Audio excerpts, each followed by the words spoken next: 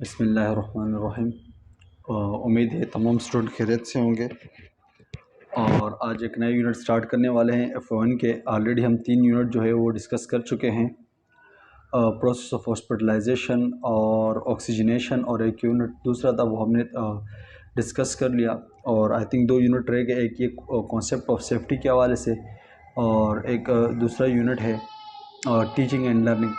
तो इंशाल्लाह हमारी नेक्स्ट यूनिट जब हम डिस्कस करेंगे तो हमारा जो F1 का जो पूरा टॉपिक है वो भी कंप्लीट हो जाएगा।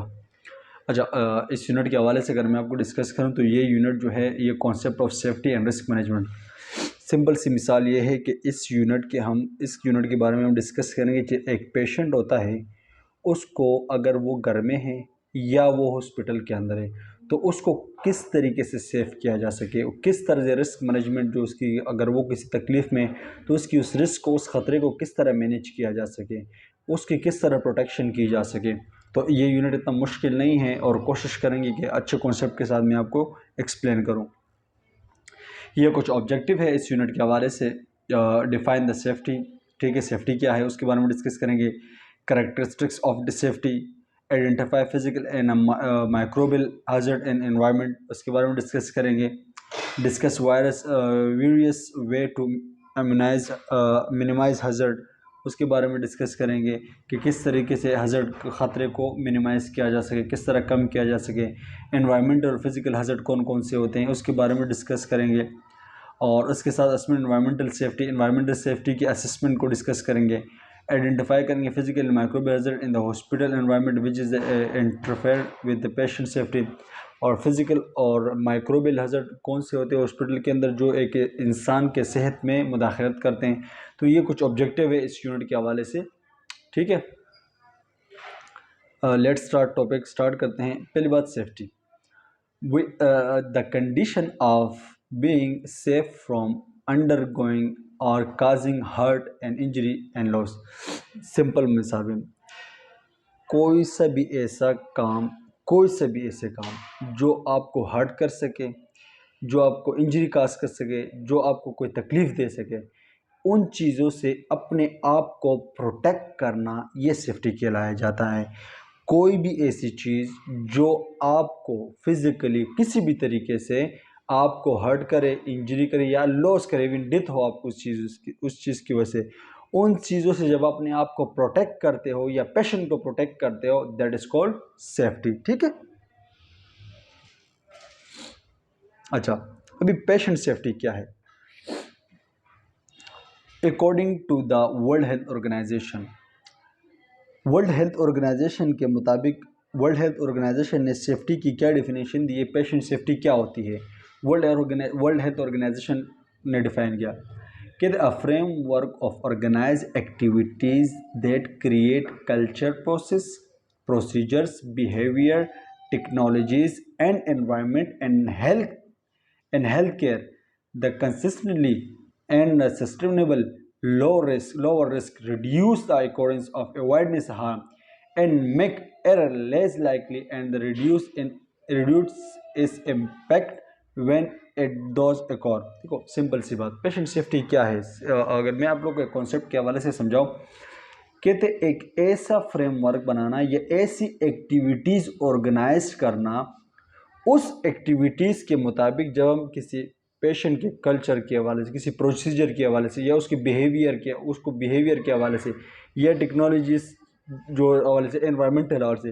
तमाम तरीक़ों से उसको प्रोटेक्ट करना, ये बेसिकली पेशेंट सेफ्टी कहलाई जाती है। एक ऐसा फ्रेमवर्क बनाए, एक ऐसी एक्टिविटीज़ ऑर्गेनाइज की जाए जिस एक्टिविटीज़ के अंदर उस पेशेंट के कल्चर के हवाले से, उसके प्रोसीजर अगर उसको कोई हो रहा है, बिहेवियर के हवाले से, टेक्नोलॉजीज़ के, एनवायरनमेंट के हवाले से, वो तमाम तरीक़ों से उसको एज अ प्रोटेक्ट किया जाए, और इसको हम क्या कहते हैं, पेशेंट सेफ्टी कहलाई जाती है, ठीक है। और जो ख़तरे हैं, जिस तरीके से अगर पेशेंट को एनवायरमेंटल तकलीफ़ है या कोई बिहेवियरल या टेक्नोलॉजीज या कोई ऐसे प्रोसीजर के वजह से, अगर हम उस तमाम तकलीफ़ों को रिड्यूस करें, कम कर सके, उस रिस्क फैक्टर को कम कर सकें और उसको हटाया जा सके, तो दैट्स मीन्स पेशेंट सेफ्टी कहलाई जाती है, ठीक है। एक दूसरी डिफिनेशन दी है पेशेंट सेफ्टी के हवाले से।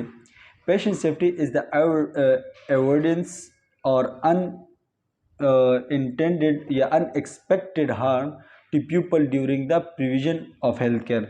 देखो सिंपल सी बात यह है, अनएक्सपेक्टेड जो हार्म है, वो तकलीफात जो चीज़ आप एक्सपेक्ट ही नहीं कर सकते, अनएक्सपेक्टेड जो हार्म चीज़ होती है, नुकसानदेह चीज़, उससे जब आप अवॉइड करते हो पेशेंट के लिए, पेशेंट को प्रिजर्व कर सकते हो, पेशेंट की हेल्थ केयर के अंदर हिफाजत कर सकते हो, that is called patient safety. एक नर्स का, एक डॉक्टर का क्या रोल होता है, वो चाहता है कि उसका जो पेशेंट है वो हर तरीके से सेफ रहे, वो उसको इन्वायरमेंटली भी सेफ रहे, उसका इन्वायरमेंटल भी साफ हो, उसका अगर प्रोसीजर हो वो भी सेफ तरीके से हो, उसकी अगर बिहेवियर उसके साथ बातचीत हो वो भी अच्छी तरीके से हो, कि वो तमाम तरीकों से सेफ रहे। ये बेसिकली पेशेंट सेफ्टी कहलाई जाती है। ठीक है, अभी कैरेक्टरिस्टिक्स ऑफ सेफ्टी, अभी सेफ्टी के कुछ कैरेक्टरिस्टिक्स यहाँ पर डिफाइन किए गए हैं। एक होता है pervasiveness, they affect all aspect of life, people assume और neglect a responsibility for our own safety. देखो बाज़ लोग ऐसे होते हैं ना, वो क्या करते हैं, उनकी जो अपनी सेफ्टी, लोगों का तो ख्याल रखते हैं मगर वो अपनी सेफ्टी भूल जाते हैं। कहते हैं पीपल अज्यूम और neglect responsibility for our own safety. बाज़ लोग क्या कहते हैं, अपने आप को ख्याल नहीं करते, अपनी जो सेफ्टी है उसको नेग्लेक्ट करते हैं, नज़रअंदाज करते हैं। तो आप क्या करना है, आप लोगों ने अपने आप का भी ख्याल, ओवन सेफ्टी का भी ख्याल करना है। ठीक है, अच्छा, परसेप्शन एंड जजमेंट, ये perception of danger influence safety practice. ठीक है, और देखिए safety major only effective if hazard is correctly perceived and understand, जैसे स्मोक। देखो सिंपल सी बात ये क्या पर, ये क्या है, कहते हैं कि परसेप्शन, देखो बाज़ औक़ात ऐसी चीज़ ऐसे होता है कि कोई चीज़ के बारे में या किसी तकलीफ़ के बारे में जब हम थिंकिंग करते हैं, परसेप्शन रखते हैं, एक सोच रखते हैं, तो उस परसेप्शन की वजह से वो क्या कहते हैं, वो परसेप्शन इन्फ्लुएंस करता है किस चीज़ के ऊपर, हमारे अपने ओन सेफ्टी के ऊपर। मिसाल के तौर पर इसमें लिखा है कि perception of danger influence safety practice. जब हम कोई सेफ्टी प्रैक्टिस करते हैं मिसाल के तौर पर, तो हमारा ये जो थिंकिंग है, ये परसेप्शन है, ये एक असरअंदाज होता है उसके ऊपर। One point. सेकेंड पॉइंट क्या कह रहे हैं कि सेफ्टी मेजर ओनली इफेक्टिव, जो सेफ्टी मेजरमेंट जो हम, वो कब इफेक्ट होते हैं, वो कब तकलीफ देते हैं, if hazard is correctly perceived and understood. जब हम किसी, हमें पता है, फॉर एग्जांपल एक शख्स है जो क्या कहते हैं स्मोकिंग करता है, ये स्मोकिंग क्या है, ये एक गलत है, ये एक हज़ार्ड है, नुकसानदेह, मगर वो उस स्मोकिंग को जानते हुए भी और फिर भी उसको हासिल करे, वो फिर भी वो स्मोकिंग कर सके, उस स्मोकिंग के बारे में उसको इल्म है कि भाई ये स्मोकिंग मैं करूँगा तो ये मुझे नुकसान देगा, लेकिन फिर भी वो उस चीज़ को करता है, तो ये बेसिकली सेफ्टी मेजरमेंट नहीं है। तो इसकी वजह से क्या होगा, उसको नुकसान होगा। तो आपने क्या करना है, स्मोकिंग से अवॉइड करना है। जब आप स्मोकिंग से अवॉइड करेंगे तो ये भी एक सेफ्टी के कैरेक्टरिस्टिक्स में आ जाएगा, क्योंकि आप इस चीज़ के बारे में जानते हैं, और फिर जब आप उस चीज़ के बारे में जानते हैं और फिर आप वही काम दोबारा करते, तो ये आपकी सेफ्टी में नहीं आएगा। हाँ, आपको पता है कि स्मोकिंग की वजह से मुझे रेस्पिरेटरी इश्यूज़ काज हो सकते हैं, तो लिहाजा जब आप उसको स्मोकिंग को स्टॉप कर देंगे, नहीं करेंगे, तो दैट्स मीन्स फिर आपकी क्या होगी, सेफ हो जाओगे। मैनेजमेंट में nursing responsible to protect the patient. देखो अभी एक नर्स का क्या काम है सेफ्टी के हवाले से पेशेंट का, वे नर्सिंग का काम ये है कि वो पेशेंट को प्रोटेक्ट करे। नर्सिंग की रिस्पॉन्सिबिलिटी क्या है, पेशेंट को प्रोटेक्ट करना। Safety practice to avoid prevent danger, एक नर्स को चाहिए कि वो अगर उसके पेशेंट के ऊपर कोई काम करे तो सेफ्टी प्रैक्टिस करे, सेफ प्रैक्टिस करे कि उस पेशेंट को नुकसान ना मिले और डेंजर चीज़ों से अवॉइड करे। ठीक है, they lifestyle and behaviour affect risk for injury. ये जो लाइफ स्टाइल है और रहन सहन है या बिहेवियर है, ये क्या करता है, ये एक अफेक्ट करता है एक हमारी इंजरी पर। मिसाल के तौर पर लाइफ स्टाइल की बात करता हूँ। अभी लाइफ स्टाइल क्या है, अभी फॉर एग्जांपल एक बंदा है, उसका क्या है, मोटा है, उसकी बॉडी में बहुत ज़्यादा फैट मौजूद है, मगर फिर भी वो बार वाली चीज़ें इस्तेमाल कर रहा है, कोलेस्ट्रॉल वाली चीज़ें, तो ये क्या करेंगे, ये उसको इंजरी की तरफ लेके जाएंगे। उसको हार्ट अटैक का इशू हो सकता है, उसको ब्रेन इंजरी हो सकती है, उसको रेस्पिरेटरी इशूज़ हो सकते हैं। तो लाइफ स्टाइल जो होता है ये भी क्या करता है, हमारे इंजरी के ऊपर अफेक्ट करता है। बिहेवियर की बात करता हूँ, बाज़ औक़ात ऐसी होती है कि हम अगर हमें थोड़ा सा बीमारी तकलीफ़ हो जाए, फॉर एग्ज़ाम्पल कोई अल्लाह ना करे कोई ऐसी तकलीफ़ हो जाए, जब उसके बारे में नेगेटिव थिंकिंग स्टार्ट करते हैं, अपना बिहेवियर चेंज करते हैं, तो वो बिहेवियर क्या करते हैं, उस हमारी थोड़ी सी तकलीफ को मजीद एक्सक्रीट कर देता है, मजीद बहुत ज़्यादा इंक्रीज की तरफ लेकर चला जाता है। या फॉर एग्जांपल अभी एक बंदा है, उसको तकलीफ है, मगर उसको नज़रअंदाज कर रहा है उसको, मगर उसकी बिहेवियर क्या करेगा, उसकी वजह से वो अपने प्रेशराइज नहीं करेगा। तो ये बिहेवियर जो है ये भी हमारी इंजरी के ऊपर एक इफेक्ट पड़ता है। ठीक है, अभी मेन बात है यहां से स्टार्ट होती है। कहते हैं हजर्ड क्या होता है। कहते हैं a process of a phenomena और human activity that may cause a loss of life, injury and other health impact, properly damage, social and economic and distribution, environmental degradation. कहते कोई सा भी वो प्रोसेस, वो फिनोमिना जिसमें कोई सा भी एक्टिविटी या कोई सा भी ऐसा प्रोसेस या कोई सा भी ऐसा फिनोमिना जिसके अंदर आपकी लाइफ को तकलीफ मिले, इंजरी मिले, आपके हेल्थ के ऊपर असरअंदाज हो, आपकी जो प्रॉपर्टी डैमेज हो, आप सोशली तरीके से उसके ऊपर डैमेज हो सके, आपके इकोनॉमिकल तरीके से, तो ये बेसिकली आपके लिए नुकसानदेह। हजर्ड बेसिकली कहते हैं नुकसान को, तकलीफ दे चीज़ें। कोई भी आप ऐसा काम करो जिसकी वजह से आपकी लाइफ को इंजर्ड हो सके, आपके हेल्थ इंजर्ड हो सके, आपकी जो प्रॉपर्टी है वो इंजर्ड हो सके, आपकी इकोनॉमिक इंजर्ड हो सके, एनवायरमेंटल आपकी, तो ये सारी की सारी चीज़ें क्या हो जाती है, ये आपके लिए हजर्ड है। ठीक है, वो तमाम चीज़ें जो आपको नुकसान पहुंचा सकती है वो इज कॉल्ड हजर्ड, वो आपके लिए नुकसान है। अब फिजिकल हजर्ड क्या होती है। फिजिकल हजर्ड आर द सब्सटेंस और activities that threaten your physical safety. कहते कोई सा भी ऐसे सब्सटेंस या कोई सा भी ऐसी एक्टिविटी, आप कोई सी भी ऐसी एक्टिविटी करिए, कोई सी भी ऐसी सब्सटेंस जो आपको फिजिकल तरीके से नुकसान पहुंचाए, वो आपका फिजिकल हजर्ड कहलाया जाएगा। These include unsafe condition that can cause injury and illness और डेथ।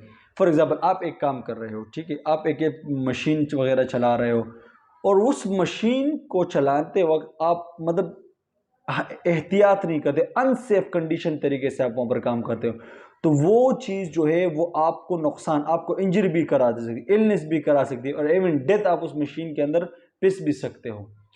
तो वो कोई भी इस कंडीशन, अनसेफ कंडीशन जो आप कर रहे हो, उसकी अनसेफ कंडीशन की वजह से अगर आपको इंजरी हो गई, इलनेस या डेथ हो गई, तो ये आपका फिजिकल हजर्ड कहलाया जाएगा। ठीक है, physical hazard include objective that are they hard, sharp, जैसे such as a glass, metal, plastic, wood and even bone, and physical hazard can lead to injuries such as a choking, cuts and broken teeth।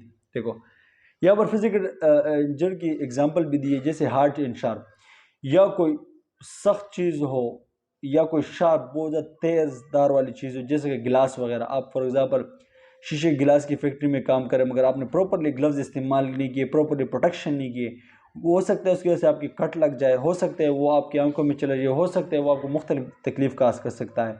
या कोई plastic की या कोई would या जो लकड़ियों के जहाँ पर काम होता है या पर जो पर बून वगैरह, तो अगर अनसेफ तरीके से आप इन चीज़ों का काम करें तो ये चीज़ें क्या कर सकती है, आपको तकलीफ पहुँचा सकती है फिजिकली। और physically hazard can lead to injury such as choking and cuts. देखो कट्स भी लग सकता है, चोकिंग भी हो सकती है और ब्रोकन टीथ। जैसे कट्स वगैरह कैसे, ग्लास मेटल इन चीज़ों के साथ आप काम करें अनसेफ तरीके से तो आपको कट्स वगैरह लग सकते हैं, चोकिंग लग सकती है, एंड आपके टीथ ब्रोकन। बहुत सारे ऐसी एक्टिविटीज़ होती है जिसके अंदर दांतों के ऊपर अगर कोई चीज़ लग गया, ठीक है, फॉर एग्जाम्पल मिसाल के तौर पर आप हथौड़े से पत्थर को तोड़े, एक एग्जाम्पल दे रहा हूँ, हथौड़े से पत्थर को तोड़े और आपने प्रॉपर्ली अपने फेस को प्रोटेक्ट नहीं किया, वहां से वो पत्थर उठ के आपके एकदम दांतों पे लग जाए तो आपको टीथ भी ब्रोकन हो सकते हैं। ठीक है, ways to reduce the risk of physical hazard. अभी वो कौन से तरीक़ाकार है जिसकी वजह से हम जो फिजिकल ख़तरात है इसको क्या कर सकते हैं, कम कर सकते हैं। हम कौन से ऐसे एक्टिविटीज़ परफॉर्म करें जिसकी वजह से जो हमारे फिजिकल नुकसान हो रहे हैं वो कम हो सके। तो चेयर हैज़ एग्जाम्पल दिए थे, चेयर हैज़ वो भी like remove the chair and repair the hazard. For example एक चेयर है, कुर्सी है, उसके नीचे जो है उसके जो पैर है वो टायर वाले है गोल, जब आप उसके ऊपर बैठोगे थोड़े आगे पीछे मूव हो तो वो आपको गिरने के खतरात ज़्यादा हो सकते हैं। तो ये आपके लिए क्या है, हजर्ड है। अगर आप उस चेयर से वो हटा दो या वो चेयर ही हटा दो वहाँ से, या उससे वो लेग वगैरह हटा दो या वो चेयर ही वहाँ से हटा दो, तो आप दूसरी चेयर पर बैठ जाओ, तो ये क्या होगा, आपका हजर्ड रिड्यूस हो गया। एक पॉइंट। दूसरा, the corner of floor mat and turn up and tip down और the remove mat and repair to hazard. देखो अगर फॉर एग्जांपल कोई फ्लोर वगैरह है, ठीक है, उसका जो कॉर्नर है वो क्या निकला हुआ, ऊपर की तरफ निकला हुआ हो, उसकी वजह से किसी का हाथ लग सकता है, कोई चीज़ लग सकती है, तो अगर आप उस चीज़ को डाउनवर्ड कर दो, उसको हटा दो, उसको रिमूव कर दो उस जगह से, तो उससे क्या होगा, वो हजर्ड भी कम हो जाएगा। दूसरा, a table has a sharp edge and pad to cover and remove the table and repair of the guard. अभी एक टेबल है जिसके जो कोने, एज जो होते कोने, वो बिल्कुल बहुत ज़्यादा नोकीले हैं, कोई उससे टकराता है तो उसको लगती है, तकलीफ हो जाती है। अगर आप उस कॉर्नर को कोई चीज़ उस पर लगा दो या कोई पेड़ लगा दो, या वो कॉर्नर इस तरह बना दो कि वो नोकीले शार्प वगैरह ना हो, तो इससे क्या होगा, वो हजर्ड कम हो जाएगा। फिजिकल आप उसके साथ टच भी जाओगे तो कोई इशू नहीं होगा। हाँ, अगर आप इस कंडीशन में टच होंगे जिसके उस टेबल के कोने वगैरह निकले, आप उसके साथ लगी तो आपको तकलीफ होगी। तो इस तरीके से अगर ये फिजिकल हजर्ड है तो हम ये काम करेंगे जिसकी वजह से हमारी जो फिजिकल हजर्ड है वो रिड्यूस हो सकेगी।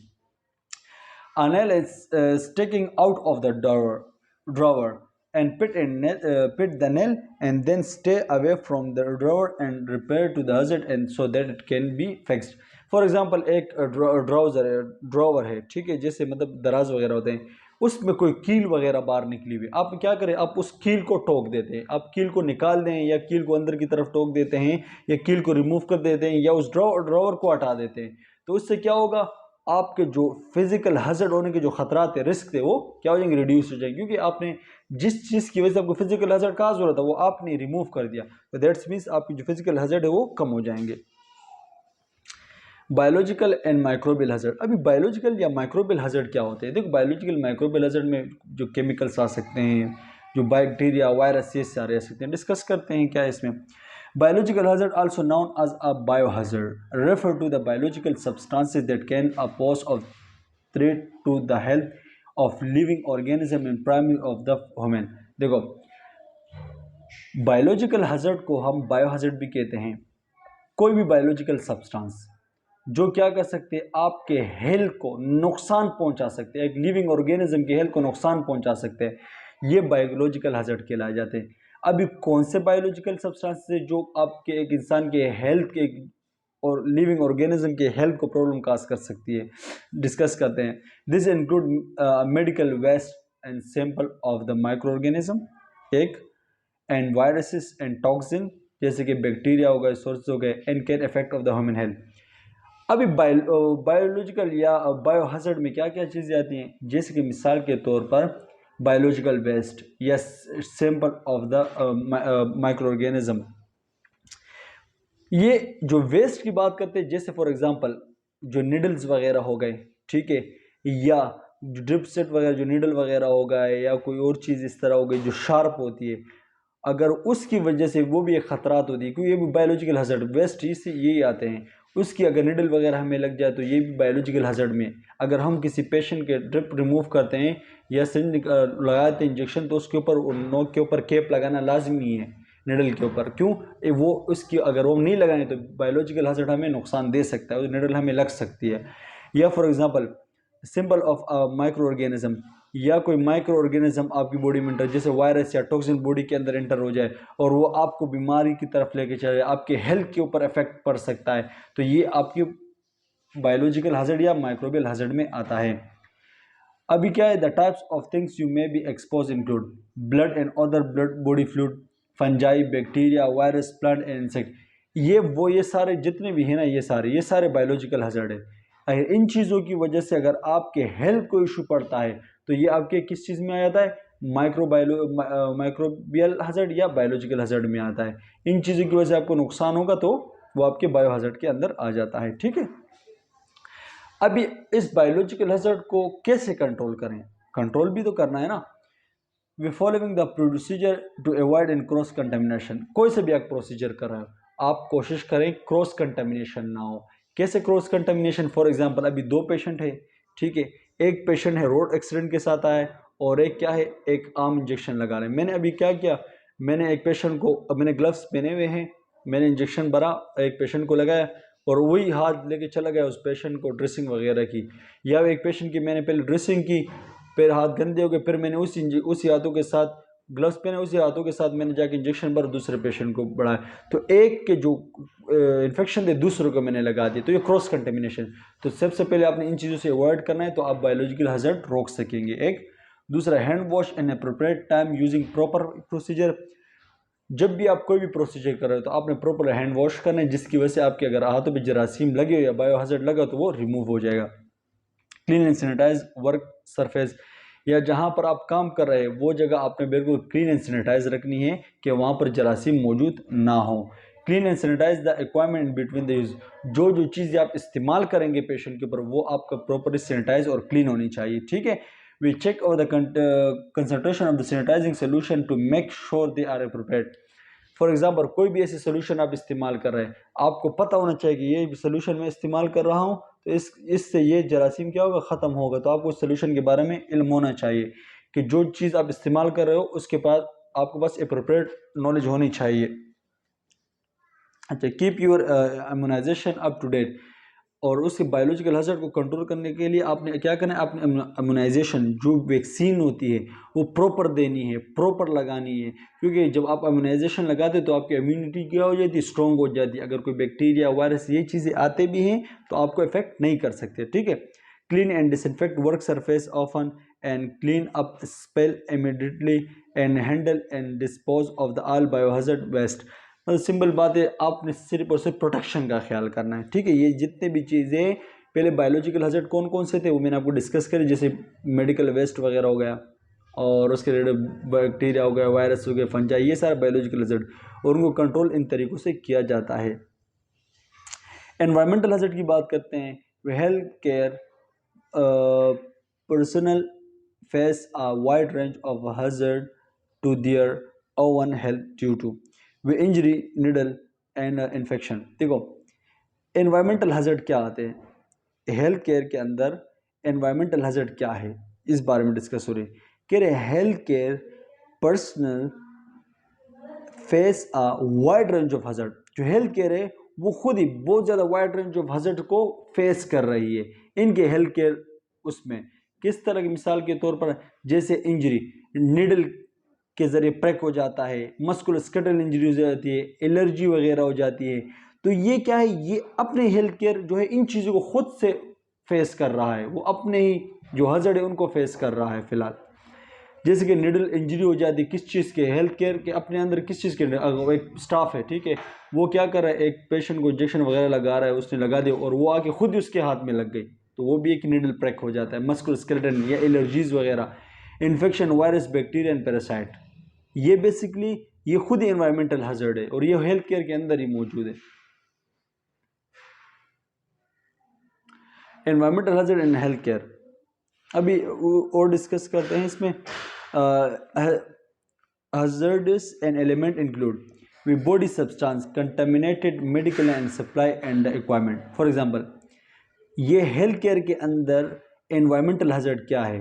For example, we body substance contaminate medical supply and equipment, जो भी चीज़ सब्सटेंस वो सप्लाई जो हो रहा है वो अगर एक प्रॉपरली साफ़ सुथरे तरीके से नहीं हो रहा, जिस तरीके से उसको सप्लाई होना चाहिए, जिस जो इक्वापमेंट है, जो चीज़ें सामान, वो प्रॉपरली उस सफाई तरीके से नहीं आगे ट्रांसफ़र हो रहा, नहीं वहाँ पर आगे प्रॉपरली सप्लाई नहीं हो रही और कंटेमिनेशन तरीके से हो रही, तो ये क्या है, ये भी एक बायोलॉजिकल हज़ार्ड है। किस चीज़ के, हेल्थ केयर के अंदर ही अपनी हज़ार्ड है, प्रॉपर तरीके यूज़ नहीं कर रहे।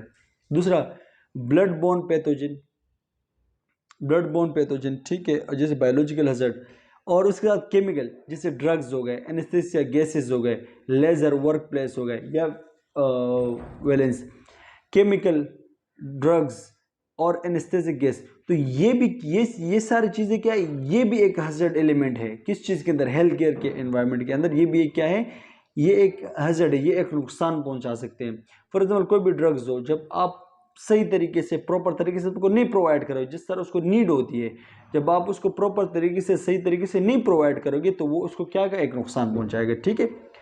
एनेस्थेटिक गैस, एनेस्थेटिक गैस भी होते हैं, ये भी एक बायोलॉजिकल हज़ार्ड है। लेज़र हो गया और workplace violence, this associated with the laboratories radioactive material, X-ray waste या ergometric in life thing and reproductive task. ये मुख्तलिफ़ किस्म के ये वो चीज़ें हैं ये बेसिकली खुद ही एक हज़ार्ड है, हेल्थ केयर इन्वायरमेंट के अंदर ही ये सारे हज़ार्ड है, ठीक है। अगर आप प्रॉपर सी सेफ तरीके से आप तकनीक इस्तेमाल नहीं करो तो ये आपके हेल्थ केयर इन्वायरमेंट के अंदर ही ये सारे मौजूद हज़ार्ड शामिल है। अच्छा, असेसमेंट फॉर एनवायरमेंटल सेफ्टी।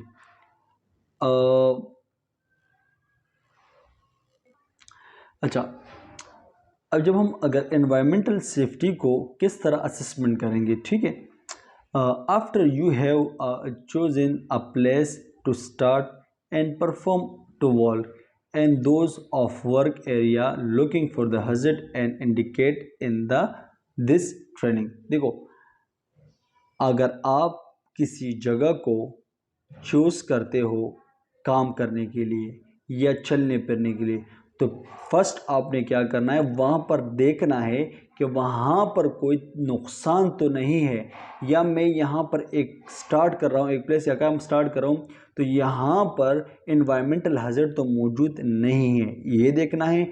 या मैं एक जगह पर चल रहा हूँ तो वहाँ पर मैं देखूँगा कि भाई यहाँ जो मैं जा रहा हूँ तो यहाँ पर कोई इन्वायरमेंटल हज़ार्ड तो मौजूद नहीं है। तो फर्स्ट आपने इस तरह एक असेसमेंट ऐसे करनी है, ठीक है। दूसरा, hazards exposure of control plan. अगर कोई हज़ार्ड है जो एक्सपोज हो रहा है तो आपने उसके ऊपर कंट्रोल प्लान, ऐसा प्लान बनाना है जिसके ज़रिए आप उस हज़ार्ड को, उस तकलीफ को कंट्रोल कर सको। Any chemical which is a pose a health hazard. कोई भी ऐसे केमिकल जो आपके हेल्थ को तकलीफ पहुंचा सके तो उसको आपने रोक देना है, ठीक है। We hot and cold surface which could burn and freeze and implode. For example, ये जहाँ पर आप काम करते हो या जहाँ पर आप रहते हो तो आपने वहाँ पर टेम्परेचर देखना है, ज़्यादा हॉट तो नहीं है टेम्परेचर, ज़्यादा कोल्ड टेम्परेचर तो नहीं है। अगर ज़्यादा हॉट टेम्परेचर हो तो वहाँ पर आपको जलने के ख़तरे हो सकते हैं, अगर वहाँ पर ज़्यादा कोल्ड टेम्परेचर हो तो वहाँ पर आपको फ्रीज़ होने के ख़तरे हो सकते हैं। तो लिहाजा आपने एनवायरनमेंट को भी देखना है, क्योंकि ये एनवायरमेंटल सेफ्टी में बेसिकली हमारा पॉइंट मकसद ये कि आपने जहाँ पर रहते हैं या जाना है, आना है या काम करना है तो वहाँ का एनवायरनमेंट किस तरह है, सेफ़ है या नहीं, तो ये इसके बारे में डिस्कस करते हैं, ठीक है। और मटेरियल्स एंड ऑटोग्राफ्स, ठीक है। अच्छा, पर्सनल प्रोटेक्टिव इक्वायरमेंट, और अपने जो पर्सनल प्रोटेक्टिव इक्वायरमेंट है वो भी आपने इस्तेमाल करें। पर्सनल प्रोटेक्टिव इक्वायरमेंट की एग्जांपल मैं आपको दे दूं। जब हम बाहर रास्ते में चलते हैं तो हम क्या करते हैं, चप्पल पहनते हैं। क्यों पहनते हैं, इसलिए पहनते हैं कि पैरों के अंदर कोई चीज़ ना चली जाए, तो ये पर्सनल प्रोटेक्टिव इक्वायरमेंट की एग्जांपल है। कपड़े वगैरह हम पहनते हैं, या फॉर एग्जांपल हम बाइक पर सफ़र करते हैं तो हेलमेट का यूज़ करते हैं, तो ये हमारा पर्सनल प्रोटेक्टिव इन्वायरमेंट है, ठीक है। अच्छा, रेगुलेट अ वेस्ट कंटेमिनेटेड, जो वेस्ट कंटेमिनेटेड उसको क्या करना है, उसको हटाना, रेगुलेट करना चाहिए। फॉर एग्जांपल, बाहर कचरा है, हमारे घरों में कचरे बन जाते हैं, हम क्या करते हैं, कचरे को रिमूव कर देते हैं, रेगुलेट करते हैं, वहाँ से हटा दे देते हैं। क्यों? क्योंकि हमने उस एनवायरनमेंट को साफ रखना है। Fair and safety plan. अच्छा, फॉर एग्जाम्पल, अगर आप एक यहाँ पर मैं मुख्तलिफ़ किस्म की एग्जाम्पल दे रहा हूँ कि आप लोगों को आइडिया हो, एग्जाम्पल से ईजीली आप लोगों को आसान होगा।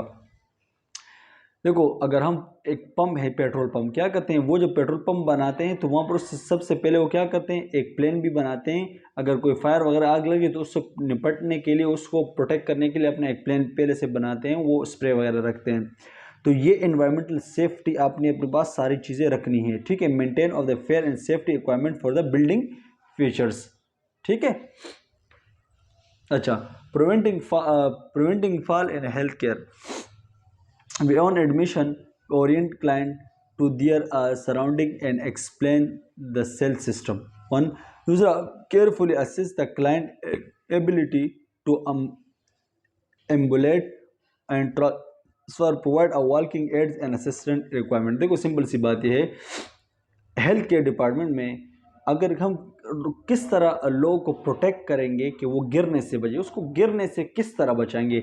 हेल्थ केयर डिपार्टमेंट में एक पेशेंट एडमिट है तो उसकी हम किस तरह प्रोटेक्शन करेंगे या प्रिवेंशन करेंगे फाल गिरने से, ठीक है। Example, we carefully assess of the client ability to mobile. अगर एम्बुलेट कहते चलना फिरना, अगर फॉर एग्जांपल हमने अच्छी तरीके से देखना है कि भाई ये जो शख्स है मेरे पास हेल्थ केयर डिपार्टमेंट में एडमिट है कि ये प्रॉपरली मूव हो सकता है या नहीं। और अगर उस पेशेंट को हमने किसी काम के लिए या किसी एक्सरे के लिए, लेबोरेटरी के लिए ट्रांसफ़र करना है, एक जगह से दूसरी जगह लेके जाना है, पहले हम उसको देखेंगे कि यार ये पेशेंट चल सकता है या नहीं। अगर वो नहीं चल सकता है तो उसको वॉकिंग जो चीज़ें एड्स जो होते हैं जैसे वो बैसाखियाँ वो देंगे, एक असिस्टेंट भी उनको रखें देंगे साथ में कि वो प्रॉपरली इसको लेके जा सके और लेकर आ सके, ठीक है, कि वो गिर ना जाए। Closely suppressive and the client and risk for the fall and specially at a night. खास तौर पर हम क्या कहते हैं रात के टाइम देखते हैं कि पेशेंट को ऐसी चीज़ें प्रोवाइड करें कि वो इसको ऐसे सपोर्ट दे कि वो गिर ना जाए। फॉर एग्जांपल अगर एक पेशेंट है आईसीयू के अंदर बेड पे एडमिट है तो हम क्या कहते हैं रात के टाइम वो साइड बेड रिल्स लगा लेते हैं। जो बेड है उनके साइड पर रिल्स वगैरह होते हैं, बेड रिल्स वो लगा लेते हैं कि वो अगर बंदा गिर ना जाए नीचे, ठीक है, अगर वो करवट बदलता है तो वो गिर ना जाए। एक दूसरी encourage the client to use a call light call light to request assist। अच्छा, एक दूसरी बात करते हैं, एक जो पेशेंट है उसको हम क्या कहते हैं इनकरेज करेंगे कि आप कॉल लाइट यूज़ करें रिक्वेस्ट ऑफ असिस्टेंट। अगर आपने किसी चीज़ की ज़रूरत हो या आप असिस्टेंट को बुलाएं, खुद से ये काम ना करें। Ensure the light to within easy reach. अगर फॉर एग्जांपल बाज़ औक़ात ऐसे पेशेंट होते हैं ना कि वो क्या करते हैं लाइट को बंद करने के या लाइट को ओपन करने के चक्कर में खुद ही उठ जाते हैं, तो उस पेशेंट को हमने कह देना है कि आपने खुद से नहीं करना। अगर आपको उस चीज़ की ज़रूरत हो आपने हमें आवाज़ देनी है और हम वो काम खुद करेंगे। और अगर मैं भी हो सके तो आप वो जो लाइट की जो सिस्टम है वो पेशेंट की जितनी नज़दीक हो वो उतना अच्छा है कि वो अगर उसको जिस टाइम लाइट की नीड हो तो वो उसको ओपन करे, ना तो वो क्लोज करे रात के टाइम, ठीक है। We encourage the client to use a crab bar and mounted to toilet and bathing in areas are railings along a corridors। देखो along corridors, देखो मेक श्योर ये होना चाहिए हेल्थ केयर में, ठीक है, कि जो जहाँ पर नहाने की जगह हो और जहाँ पर वॉशरूम करने की जगह वो दोनों अलग अलग कॉरिडोर्स हो, उनकी जगह क्या हो सेपरेट हो कि वो उनके लिए तकलीफ ना हो और वो इजीली वहाँ पर अपना जो हाजत है वो पूरा कर सके। अच्छा, always keep hospital beds in the low position and heels locked and when not providing care so that client can move in and out bed of easily। देखो अगर वो पेशेंट एडमिट है और बेड पे है तो आपने बेड का जो साइज़ है ज़्यादा ऊपर नहीं करना। वो ये नहीं कि वो पेशेंट नीचे गिर सके या उसको उठने खड़े होने में कोई मसला हो, तो बेड का साइज़ हमेशा थोड़ा नीचे होगा। दूसरा क्या होगा, रात के टाइम और दूसरी जो बेड है उसके नीचे जो टायर है वो आपने लॉक करने ही जो है वो लॉक कर देने कि वो बेड मूव ना हो सके। अगर पेशेंट उस बेड पर करवट बदले या उठे बैठने की कोशिश करे तो उसकी वजह से वो बेड मूव ना हो, तो बेड के जो नीचे लॉक है वो अभी आपने जो टायर्स होते हैं वो लॉक करने हैं, ठीक है। तो ये बेसिकली ये एज ए प्रोटेक्शन बता रहे हैं कि आपने अगर एक पेशेंट हेल्थ केयर डिपार्टमेंट में एडमिट है तो आपने इस तरीके से उसको गिरने बचाना है, उसका ख्याल रखना है। अच्छा, safety hazard through out on the life span. देखो डेवलप फेटस, अब ये वो सेफ्टी हज़ार्ड है जो हम अपनी लाइफ स्पेन में ज़िंदगी में अपने आप को किस तरह से सेफ रख सकें। मेन पॉइंट यहाँ पर इस पर developing fetus exposed to the maternal smoking and alcohol consumption and addictive drugs and X-ray first trimester certain pesticide। देखो फॉर एग्जांपल यहाँ पर जो बात की है, अगर फीटस कहते हैं बच्चे को, जब बच्चा माँ के पेट के अंदर होता है फर्स्ट ट्राइमेस्टर जो होता है उसका पहले जो 3 महीने होते हैं फर्स्ट ट्राइमेस्टर होता है, तो उस महीनों में माँ को क्या चाहिए, अपने आप को स्मोकिंग से महफूज रखना चाहिए, अल्कोहल कंजप्शन से दूर रखना चाहिए, एडिक्टिव ड्रग्स वगैरह से दूर रखना, एक्सरे वगैरह से, इन चीज़ों से अपने आप को दूर रखना चाहिए। क्योंकि ये सारी चीज़ें अगर एक प्रेग्नेंट वुमेन है अगर ये सारी चीज़ें वो कर रही होगी या इनमें से कुछ चीज़ें भी कर रही होगी तो वो उसके फीटल के लिए क्या होगा, नुकसानदेह होगा, तो वो उसके एक लाइफ स्पेन हज़ार्ड कहलाएगा, नुकसान है, ठीक है। न्यूबॉर्न एंड इन्फेंट की बात करते हैं। न्यूबॉर्न क्या होते हैं, वो बच्चे जो 28 पैदाइश से लेकर 28 दिन तक जो होते हैं वो न्यूबॉर्न कहलाए जाते हैं, और इन्फेंट 1 महीने से लेकर 1 साल तक जो बच्चा होता है वो इन्फेंट कहलाए जाते हैं। तो उनको क्या क्या नुकसान हो सकते हैं यहाँ पर इस बारे में डिस्कस किए। Falling in suffocation and cribs and placement in the prone position and choking from the expire milk और the injection object burn of hot and water and other supply of the liquid hot liquid. देखो ये जो newborn है और infant बच्चे इनको गिरने का खतरा हो सकता है। सफोकेशन इन क्रैब, सांस बंद होने का रात को ख़तरा हो सकता है। Placement of the prone position, अगर वो बच्चा रात को उल्टे पोजीशन में लेटा हो तो उसकी वजह से क्या होगा, चेस्ट पे प्रॉपरली फोर्स पड़ेगा, चेस्ट पे फोर्स पड़ेगा, उसको जब वो सांस लेगा प्रॉपरली वो इसके लंग्स एक्सपेंशन नहीं होंगे तो उसकी वजह से उसको सफोकेशन होगी, वो उसके डेथ होने के ख़तरात हो सकते हैं। चेकिंग फॉर द स्पायरल, या वो जो मदर मिल्क दे रही है वो उस मिल्क को इंस्पायर सांस अंदर ट्रक्के की तरफ लेके चले जाने के ख़तरात होता है। ठीक है, तो ये चीज़ें होती है। तो एक जो न्यूबॉर्न और इन्फेंट, इनको इन चीज़ों से ख़तरे हो सकते हैं। तो आपने इस बच्चों को ख्याल करें, फॉलिंग से बचाना है, रात को उनको प्रॉपर पोजीशन देनी है कि उनको रात को उल्टे तरफ ना चला जाए और उल्टे तरफ में ना लेट जाए, क्योंकि उसको ये सांस बंद होगी तो ये उसके लाइफ हज़ार्ड हो सकता है। और जब उसको मिल्क वगैरह फीडर वगैरह दी जा सकती तो प्रॉपर पोजीशन के हिसाब से दी जाए कि वो मिल्क वो इनहेल ना कर ले। ठीक है, तो ये एक प्रॉपरली प्रोटेक्शन के तरीक़ाकार हैं।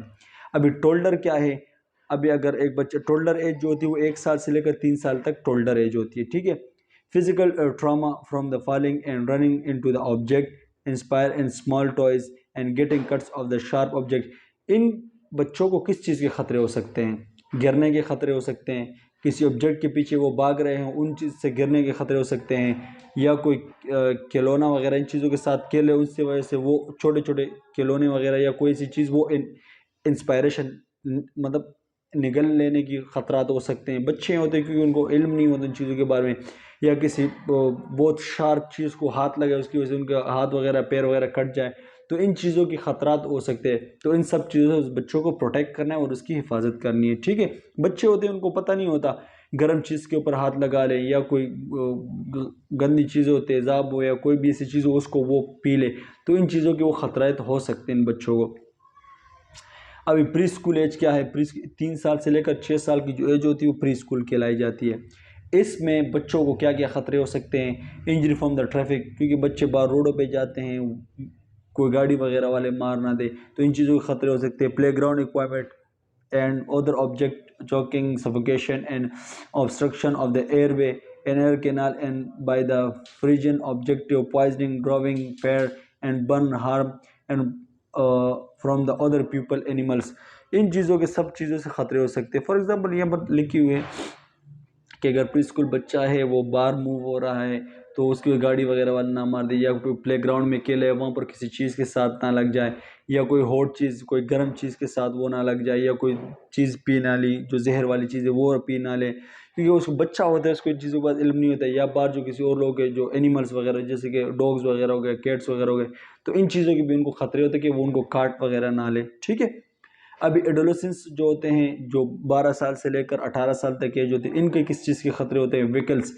जैसे कि ऑटोमोबाइल, जो बाईसाइकिल हो गई, ऑटोमोबाइल कार वगैरह हो गई, गाड़ी वगैरह हो गई, तो इन चीज़ों से क्या होते हैं, इनको ख़तरे होते हैं। या सब्सटेंस एब्यूज़, या इनको जो ब्लैकमेल वगैरह किया जाता है, तो एडोलेसेंस के इन चीज़ों के से ख़तरे होते हैं। तो वो क्या क्या अगर बाईसाइकिल चलाए तो प्रॉपर प्रोटेक्शन की तरीके से चलाए, ऑटोमोबाइल या मोटरसाइकिल वगैरह, या इन चीज़ों से अपने आप को हिफाजत रखे और प्रॉपर तरीके से चलाए। ओल्डर एडल्ट क्या होते हैं, उनको किस चीज़ के ख़तरे हो सकते हैं उनकी ज़िंदगी में, गिरने के, बर्न होने के, जलने के ख़तरे हो सकते हैं। Pedestrian and the automobile and crashes, जैसे बाइकों वगैरह गाड़ी, इन चीज़ों से उनको ख़तरे हो सकते हैं अगर वो प्रॉपरली सही तरीके से उसको चलाए ना, मूव ना कर सके। यहाँ पर एग्जांपल दी गई है, बच्चा है देखो, ये अगर इसका ख्याल नहीं कि वो गिरने के ख़तरे हो सकते हैं, अगर इसको बच्चे को सेफ्टी ना दी जाए तो उसमें यहाँ पर डूबने के ख़तरे हो सकते हैं। अगर ये प्रॉपरली अपने ओल्ड एज है, प्रॉपरली यहाँ पर हैंड ना रखे और तरीके से ना नीचे आए तो वो गिरने के ख़तरे हो सकते हैं। ये गाड़ी चला रहे हैं तो ये प्रॉपरली साइड बेल्ट नहीं लगा सकते तो उसके एक्सीडेंट वगैरह के ख़तरे हो सकते हैं। तो ये बेसिक इन चीज़ों से अपने आप को प्रोटेक्ट करना। अच्छा, रिस्क असेसमेंट ऑफ टूल्स कौन से होते हैं, ठीक है, रिस्क को असेसमेंट करने के कौन कौन से तरीके होते हैं, टूल्स कौन कौन से होते हैं ख़तरे को असेस करने के। They risk assessment tool are the available for demand of the client risk both they for specific type of injury जैसे कि फॉल। ठीक है, देखो यहाँ पर एग्जांपल दी गई है, स्पेसिफिक टाइप ऑफ इंजरी क्या होती है, गिरना। गिरना जो एक स्पेसिफिक टाइप है, भाई क्या हुआ मैं गिर गया, ये एक इंजरी गिरने की वजह, ये एक स्पेसिफिक टाइप है। ठीक है, for the general safety of the home and health care setting. अब यहाँ पर क्या करना है, आपने जनरल सेफ्टी का मुजाहरा करना है, चाहे आप घर में हो चाहे हेल्थ केयर सेटिंग में हो, कहीं आपने क्या करना है, अपने आप को हर तरीके से महफूज रखना है। The tool minimize and specific data content and the client nursing history and the physical examination. ये जो टूल है इससे क्या हो जाता है, इस टूल की मदद से क्या होता है, बेसिकली हमें एक क्लाइंट की जो फिजिकल एग्जामिनेशन है और उस क्लाइंट की जो नर्सिंग हिस्ट्री है उसको मिनिमाइज करने के लिए, उसको कंटेंट को हासिल करने के लिए हमें एक मदद मिलती है। मिसाल के तौर पर इन टूल्स की मदद से हम क्या करते हैं, टूल्स की एग्जांपल दी है अभी, इन टूल्स की मदद से क्या हम क्या कर सकते हैं, हम इस टूल की मदद से क्या कर सकते हैं, उस क्लाइंट की जो फिजिकल एग्जामिनेशन नर्सिंग हिस्ट्री उसको कंटेंट को हासिल कर सकते हैं, उनका डेटा अपने पास कलेक्ट कर सकते हैं कि हमें इस पता लग जाए कि इसको इस चीज़ से ख़तरा है तो वो ये काम नहीं करेगा तो ख़तरा नहीं होगा। When analysis of the relevant risk factor identify the actual and possible risk, वे सबसे पहले हमें एनालाइज करना चाहिए उस पेशेंट का एक्चुअल और पोटेंशियल जो फैक्टर है, रिस्क फैक्टर वो कौन से हैं। फॉर इंस्टेंस जैसे कि the risk of impaired skin integrity increase when the person is the place of the bed rest. यहाँ पर ये एक पेशेंट, पहले तो हमें ये पता होना चाहिए कि इस पेशेंट के एक्चुअल और पोटेंशियल जो रिस्क है वो है क्या, इसको बेसिकली तकलीफ़ क्या है, उस तकलीफ़ के हिसाब से हमें पता करना, ये पता चल जाता है कि इसको हम अगर इसको ये तकलीफ़ है और हम ये काम करेंगे तो इस तकलीफ़ से इस काम से इसका ये तकलीफ़ कम होगा। हाँ, अगर इसको इस चीज़ की तकलीफ़ है हम ये काम करेंगे तो इससे इसकी तकलीफ़ कम होगी। एग्जांपल दिए इसमें है कि एक पेशेंट है जो बेड रेस्ट पे है, मतलब 3-4-5 महीने से बेड रेस्ट पे, हमें क्या इसका एक्चुअल पोटेंशियल जो प्रॉब्लम पता लग गया कि भाई इसको कोई प्रॉब्लम है जिसकी वजह से ये कंप्लीट बेड रेस्ट पे, तो फिर हम क्या करेंगे, कंप्लीट बेड रेस्ट की वजह से क्या होगा, उसके जो स्किन की इंटीग्रिटी है वो क्या एम्पेयर ख़राब होना स्टार्ट हो जाती है। तो हमें तो पता लग गया है कि इसका बेड रेस्ट है, तो हम क्या करेंगे, इसका ख्याल कैसे करें, उसको हर 2 घंटे के बाद उसके साइड चेंज करते रहेंगे। क्यों? कि उसकी जो स्किन की इंटीग्रिटी वो बरकरार रह सके, ख़राब ना हो, क्योंकि हम उसके एक्चुअल पोटेंशियल जो प्रॉब्लम रिस्क हमें पता लग गया। फिर skin integrity risk approach should be A complete analysis of the with in the plan care, और फिर हम उसके लिए प्रॉपर प्लान केयर बनाते हैं कि भाई ये पेशेंट तो अभी कंटिन्यूसली बेड रेस्ट पे है, तो हम इसके लिए एक स्टाफ को हायर कर देते हैं कि वो हर 2 घंटे के बाद इसको टर्न अप करे, इसकी स्किन की इंटीग्रिटी को मेंटेन कर सके, क्योंकि हमें एक्चुअल पोटेंशियल टूल और का पता लग गया। क्लाइंट इन पेशेंट सिटिंग, ठीक है, they inpatient client should be assist for risk and fall risk factor. देखो एक पेशेंट है वो हेल्थ केयर डिपार्टमेंट में एडमिट है, इन पेशेंट है, ठीक है, उसको स्किन के और गिरने के ख़तरा जो होते हैं वो ज़्यादा होते हैं, ठीक है, हमने उसको क्या करना है, उसके स्किन का ख्याल रखना है, उसके गिरने के ख़तरात को ख्याल करना है कि उसकी स्किन, क्योंकि वो लंबे टाइम तक एडमिट है, कि उसकी स्किन ख़राब ना हो और उसको वो गिर वगैरह ना आ जाए। The client risk of falling is identify after the gathering specific assessment data, nursing ensure safe environment. देखो, जब हम एक nurse as a safe environment उसको प्रोवाइड करेगी तो उससे क्या होगा, उसके जो गिरने के ख़तरात होते हैं वो कम हो जाते हैं, तो इसके नतीजे में हम उसकी स्पेसिफिक डेटा कंडक्ट कर सकते हैं, ठीक है। अगर हमने किसी पेशेंट का हेल्थ केयर हॉस्पिटल में पेशेंट एडमिट है तो हमने उसके सेफ़ एनवायरनमेंट देना है, जब उसको सेफ़ एनवायरनमेंट देंगे तो उस सेफ़ एनवायरनमेंट की वजह से क्या होगा, उसको गिरने के ख़तरा ज़्यादा नहीं होंगे, मतलब ख़तरा कम हो जाएगा। विक्लाइन एट होम, ठीक है, they injury in the home result a primary for the fall, they घर के अंदर जो इंजरी होती है वो गिरने की वजह से होती है, एक दूसरा या पॉइजन पीने की वजह से या आग लगने की वजह से, suffocation and the mall function of the house hold equipment, या घर में खुराक वगैरह प्रॉपरली ना मिलने की वजह, या घर में प्रॉपर अपने फंक्शन परफॉर्म ना करने की वजह से, तो इन चीज़ों की वजह से घर के अंदर इंजरी जो होती है वो इन चीज़ों की वजह से होती है। The safety risk data assess in the home, direct nurse planning for the client and the caregiver education. अगर एक नर्स है वो चला जाए, उनको पता लग जाए भाई इसको पॉइजनिंग पीने की वजह से को ये इंजरी हुई है, या गिरने के गर्म की वजह से या आग लगने की वजह, तो वो नर्स क्या है वो जाके पहले इसकी प्रॉब्लम को असेस कर सके, जब इसकी प्रॉब्लम को असेस कर सके फिर एक प्रॉपर प्लान बनाए और इनको प्रॉपर एजुकेशन दे के वो इन घर में इन चीज़ों ख़तरों से बच सके, ठीक है। Assess the teaching and the outcome and evaluate of the safety hazard and can take a civil home visit. देखो, उसके बाद फिर आपने एज ए नर्स क्या करना है, प्रॉपरली उसको असेसमेंट करना है, टीचिंग करनी है और प्रॉपरली उसके घर में जाना है और उसको एवेल्युएट करना है कि उसकी वो तकलीफ़ात कम है या नहीं। अच्छा, continual assessment of the client health risk for the prioritization of the nursing and intervention and aim of risk of reduction such as, जैसे अच्छा देखो एक नर्स का काम क्या है, उसका प्रॉपरली मेन मकसद क्या होता है, उसका मकसद ये होता है कि ये पेशेंट जो है उसकी जो रिस्क वगैरह है, उसको जो ख़तरात है वो उसकी रिडक्शन वो कम हो जाए। मेन मकसद स्टाफ या एज अ नर्स का, एज अ डॉक्टर का यही होता है।